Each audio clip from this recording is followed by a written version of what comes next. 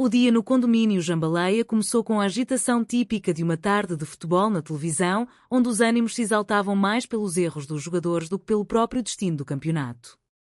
Na sala de estar, as vozes se sobrepunham ao som dos comentários esportivos. Alguém gritava para que passassem a bola, chamando o jogador de fominha e implorando para que soltasse a cabeça de bola, pois havia um buraco imenso na defesa e ninguém aproveitava a chance de gol.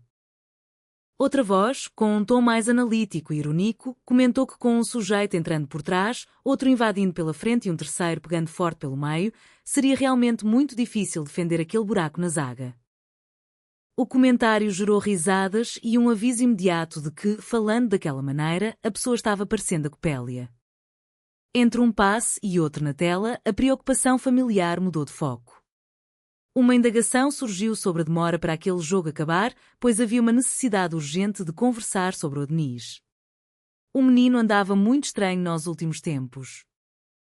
A resposta veio rápida, ponderando que ele não andava estranho, mas que ele era estranho por natureza. Sereninha concordou, lembrando que ele sempre fora assim, desde muito pequeno. Afinal, a primeira palavra que o menino falou, aos 10 meses de idade, foi algo que impressionou a todos. Aquilo não surpreendia os familiares, especialmente desde que Copélia comentara que ela, como toda criança normal, teve como primeira palavra a expressão dada. Logo em seguida, com certeza, ela falou sobre assuntos mais picantes e, na terceira tentativa, já formulou a frase completa unindo as duas coisas. Pedindo para que Sereninha não esquentasse a cabeça, um dos homens confessou que, na idade do Adonis, também tinha as suas próprias esquisitices e peculiaridades. A esposa rebateu dizendo que ele continuava tendo essas esquisitices até hoje. Ele se defendeu afirmando que não havia nada de errado com sua personalidade, apenas era uma pessoa diferente. O debate sobre a normalidade continuou, sugerindo que talvez o problema do Adonis fosse uma questão hormonal. A conversa trouxe memórias da infância de outro morador, que relembrou que aos 4 anos ganhou uma boneca e foi logo brincar de médico com ela, confessando que sua infância fora muito solitária e as crianças o chamavam de João. A dona da casa interrompeu dizendo que não estava interessada na infância de ninguém, pois sua preocupação real era com o próprio filho. Enquanto isso, a partida de futebol na televisão continuava prendendo a atenção de Arnaldo. Pediram para ele olhar, mas ele já estava com os olhos fixos na tela, gritando por uma falta que o juiz não marcou. O foco voltou para o Adonis, que vivia trancado no quarto fazendo mistérios. Sugeriram que se arrombasse a gaveta dele para vasculhar tudo e descobrir o que estava acontecendo. De repente, um lance perdido no jogo causou revolta na sala. A mula jogou um gol feito para fora e a culpa foi atribuída à distração causada pela conversa. Comentaram que, como todo bom torcedor supersticioso, Dona Daisy devia estar atrás da porta trazendo sorte para o time. Usando aquele colete com a letra S, Dona Daisy se defendeu com orgulho, explicando que o colete tinha a letra S de militante. E que foi obrigada a usar aquele símbolo considerado preconceituoso por culpa da síndica, a quem chamou de monstro abominável, que ainda por cima proibira de frequentar a sauna feminina do condomínio. Perguntaram se ela estava processando a administração e ela confirmou. Contou que estava deitada na espreguiçadeira do parque aquático quando o móvel desarmou sozinho, causando-lhe um acidente. Ela estava fazendo terapia com a doutora Percy e teve uma lesão seríssima no sacro. Um dos vizinhos, confuso com a anatomia, perguntou se o sacro dela era de nascença ou se era um implante. Ela explicou pacientemente que o sacro era apenas um osso triangular na base da coluna. A dona da casa, impaciente, gritou que não estava interessada no osso triangular da Dona Daisy e que aquilo era só o que lhe faltava. Sugeriu que todos fossem assistir ao jogo na casa da Dona Daisy, pois a partida finalmente havia acabado, deixando alguns satisfeitos e outros resmungando. O verdadeiro motivo da reunião veio à tona: Adonis havia escrito um livro. A revelação chocou os presentes, que quiseram saber quem havia espalhado aquela notícia, se alguém já tinha lido e sobre o que era a história. A resposta foi direta: era sobre todos eles. Adonis escrevera um livro contando detalhadamente tudo sobre a rotina, os segredos e as excentricidades daquela família. Era uma visão aterrada da realidade deles, comparada por alguns àquele famoso filme indiano que ganhou o prémio Oscar, mas com muito mais pimenta e humor, já que muitas páginas eram dedicadas exclusivamente às aventuras da mamãe. pediram calma aos mais exaltados.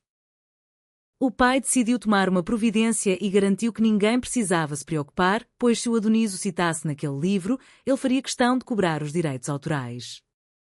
A culpa pelo comportamento do menino começou a ser dividida entre os pais. Um acusou o outro de não ter dado limites e de ter mimado demais o garoto. Quando pegaram o calhamaço de folhas, viram que eram mais de 100 páginas escritas inteiramente à mão. Ao lerem o título na capa, o espanto foi geral. Nem papai, nem mamãe, bom mesmo é frango assado. Ninguém entendeu o significado daquela frase, comentando que aquilo parecia muito com as ideias malucas da Copélia. A mãe lamentou, achando que seu filho estava completamente perdido no mundo. O pai repetiu o título em voz alta, achando graça e perguntando o que aquilo queria dizer. A esposa cobrou uma atitude do marido, perguntando se ele falaria com o jovem ou não. Ele preferiu adiar a conversa para depois do próximo programa da televisão, o que fez com que a mãe tomasse a iniciativa e fosse ela mesma interrogar o rapaz. Ao encontrar o filho, a mãe exigiu saber o que ele tinha escrito sobre eles naquelas páginas. O jovem Adonis respondeu calmamente que havia escrito apenas a verdade, nada mais do que a verdade nua e crua. Questionado sobre o motivo de não ter inventado algumas mentiras para poupar a família, ele apontou que Gustavo, Rita e todos os outros estavam retratados ali. Os pais perceberam o perigo daquela exposição. O título bizarro foi questionado novamente, e Adonis revelou que a inspiração para aquela frase do frango assado viera da própria avó. O medo e a vergonha tomaram conta dos pais, que temiam o que os vizinhos diriam. Rita queria queimar o manuscrito imediatamente para evitar o escândalo, mas foi contida pelo argumento de que queimar papel apenas contribuiria para o aquecimento global inutilmente, além do fato de que já existiam cópias da brochura guardadas. Corrigiram a palavra para originais, pois certas expressões eram proibidas na casa por atraírem pensamentos indesejados. Os vizinhos também começaram a se preocupar com suas reputações. Tatal pediu para o Adonis tirar o nome dele daquela história, pois não precisava de mais ninguém falando mal dele pela vizinhança. Lembrou que já bastava a colunista Harolda Neves publicando fofocas na sua seção do jornal Trombeta da Barra, tornando-o a pessoa mais comentada de toda a Zona Oeste de forma negativa. Isadora interveio, comentando sobre os boatos que saíam nos pasquins locais e como aquilo afetava a vida de todos. Tatal estava preocupada em como resolver seus problemas legais e de pensão alimentícia, e Isadora ofereceu seus serviços jurídicos pitorescos, sugerindo teses absurdas para defendê-lo. Os familiares ironizaram a capacidade intelectual de Isadora, dizendo que se houvesse um concurso de ortografia para pessoas com dificuldades, ela tiraria o primeiro lugar facilmente. Concluíram bem-humorados que todos ali eram grandes excentricidades ambulantes e que o livro do Adonis precisaria de uma tarja de aviso para poupar os leitores cardíacos. Adonis comentou que considerava o livro terminado, mas diante de tanta confusão nova, decidiu que acrescentaria uma faixa bônus nas páginas finais. Isadora, vendo uma oportunidade de negócios, entregou seu cartão de advogada ao jovem, oferecendo-se para ser sua agente e advogada para qualquer tipo de causa, pronunciando as palavras com seus erros gramaticais característicos. Os parentes zombaram do cartão, dizendo que ele assassinava a língua portuguesa. Ao ser questionado sobre de onde surgira a ideia de escrever a obra, Adonis explicou que sua terapeuta, a doutora Percy, dissera que ele precisava exorcizar seus fantasmas de alguma forma através da escrita. A revelação gerou indignação contra a psicóloga, acusando-a de querer humilhar a família por causa de desavenças financeiras anteriores envolvendo cheques antigos. A conversa foi subitamente interrompida por um barulho estrondoso vindo do lado de fora do edifício. Não era barulho de confusão urbana, mas sim o som de um rojão ou foguete que subiu perto das janelas. Os moradores correram para a sacada, assustados com a audácia do ato. Mário, Jorge e Arnaldo tentaram entender o que havia acontecido, percebendo que o artefato havia atingido algo pendurado na janelinha do quarto de empregada da Celinha.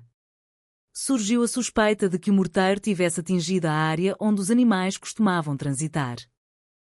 Buzena entrou na sala apavorada, gritando em seu sotaque característico que haviam atiraram em Saronga. Todos sabiam que Saronga era o macaco de estimação e fiel escudeiro da colunista Harolda Neves.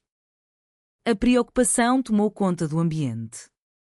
Se Harolda suspeitasse que os moradores daquele apartamento fossem os responsáveis por alvejar o chimpanzé, a campanha difamatória no jornal do bairro pioraria drasticamente. Eles não poderiam mais andar pelas ruas em segurança sem serem alvo de olhares tortos.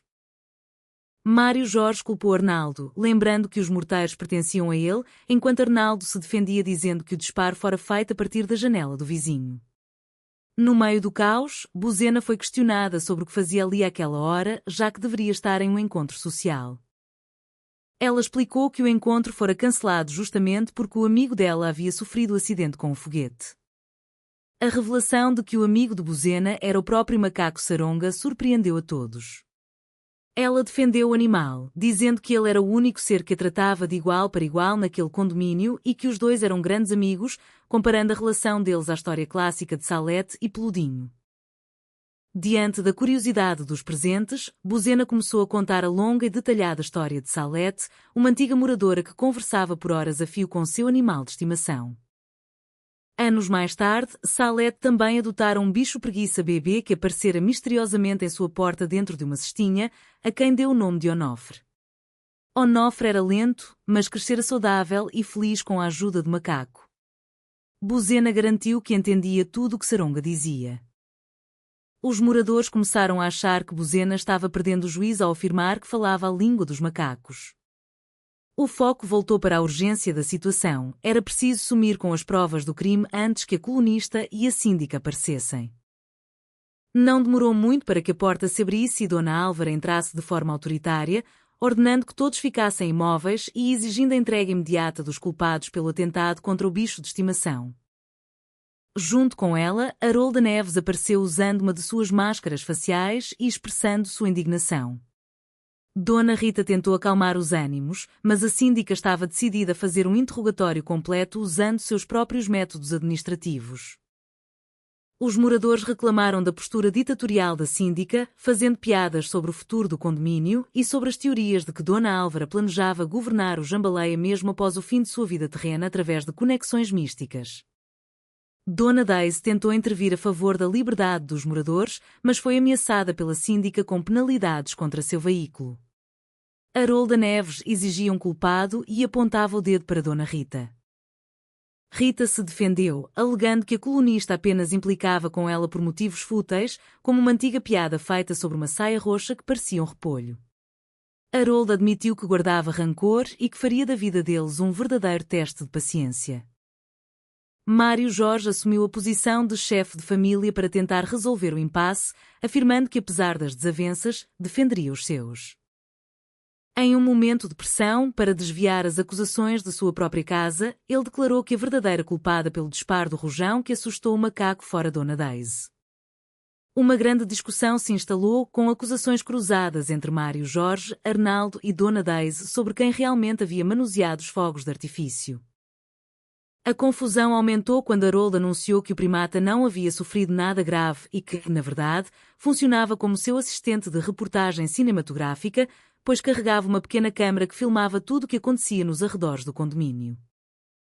As imagens da câmara revelariam a verdade em breve. A doutora Percy também entrou no recinto, criticando a influência dos pais sobre o jovem Adonis e apontando as falhas na criação do menino. Os pais se defenderam, acusando a psicóloga de ter incentivado a publicação do livro que expunha todos com metáforas sobre hienas e urubus. Adonis tentou se defender dizendo que ninguém lhe dava o direito de explicar suas razões, mas a situação saiu do controle quando Harolda e Álvara decidiram confiscar os originais do livro para usá-los como prova de comportamento inadequado. O jovem foi levado sob a proteção temporária das autoridades do condomínio, deixando os pais desesperados com a possibilidade de perderem os lucros da publicação e de verem suas vidas estampadas na próxima edição do Jornal de Bairro. No dia seguinte, a edição da madrugada do Trombeta da Barra já estava circulando pelas bancas da região com manchetes bombásticas e cheias de distorções cômicas sobre os relacionamentos e os segredos dos moradores do Jambaleia. A família se reuniu novamente para ler as fofocas publicadas, que incluíam fotos antigas de Copélia e detalhes inventados sobre a vida conjugal de Rita e Mário Jorge. Enquanto tentavam achar uma solução jurídica, Isadora insistia em propor defesas absurdas para o caso da pensão de Tatalo, sugerindo que ele aceitasse teses médicas ou de identidade bizarras apenas para se livrar das obrigações financeiras. O rapaz se recusava a passar por aquela humilhação pública, preferindo a justiça comum do que os conselhos da própria irmã. Buzena apareceu vestida para sair, anunciando que iria visitar o amigo animal que estava se recuperando do susto, deixando claro seu desprezo pelos modos dos moradores do prédio.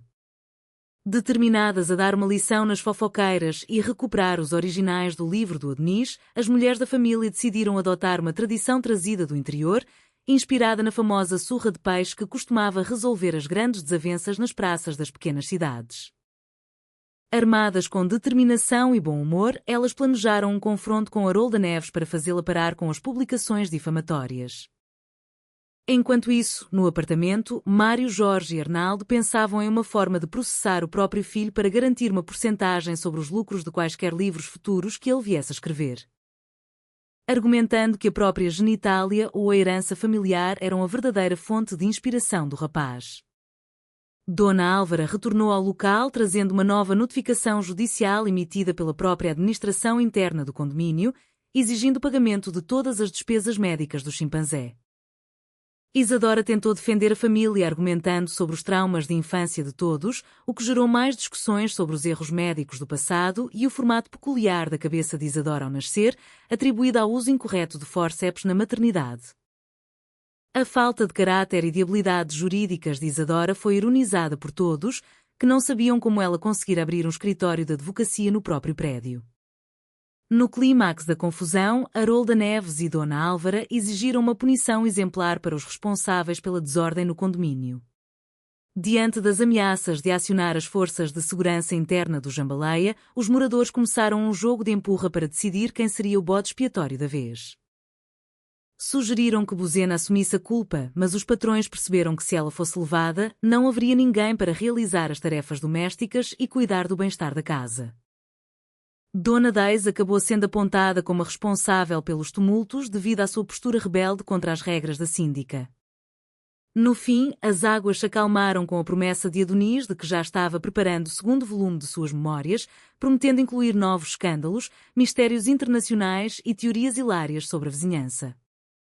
Os pais, percebendo que o sucesso literário do filho era inevitável, decidiram apoiar a carreira do jovem escritor, concluindo que, apesar de todas as brigas, confusões e excentricidades, não havia nada melhor no mundo do que o amor de uma mãe e a união de uma família de verdade.